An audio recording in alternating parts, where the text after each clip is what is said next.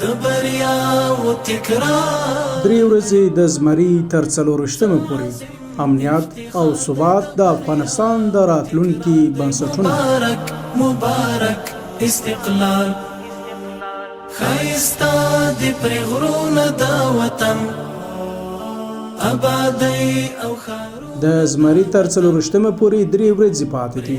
هغه ورځ چې د افغانستان په معاصر تاریخ کې له یو ستر بدلون سره مل و او په هیواد کې یې نوی فصل پرانیست. په تیرو کلونو کې جګړې او ناامنۍ د افغانانو د ژوند ډیره برخه تر اغېز لاندې راوستې وه.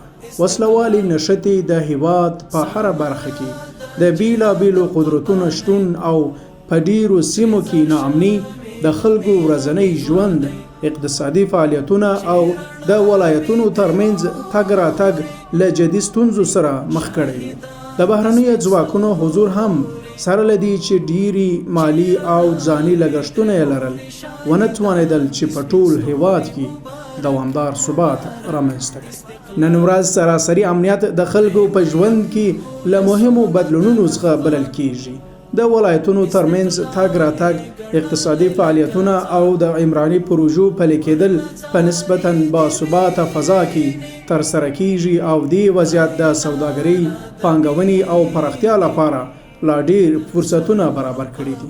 خو د امنیت ساتل یوازې د حکومت مسؤلیت نه دی، بلکې د هیواد د ثبات د دوام لپاره د خلکو یووالی، همکاري او مسؤلیت پذیری هم اساسي اهمیت لري. د ښار یو ملاتړلې تیار یو مبارک مبارک استقلال. دا 47مه یو فرصت دی چې پر دې پوښتنې فکر وکړو: امنیت او ثبات د یو آباد افغانستان په جوړولو کې څه رول لري او څنګه کولای شو د نن ورځې امنیتي لاسته راوړنې د راتلونکي پرمختګ پر بنسټ بدلې کړو.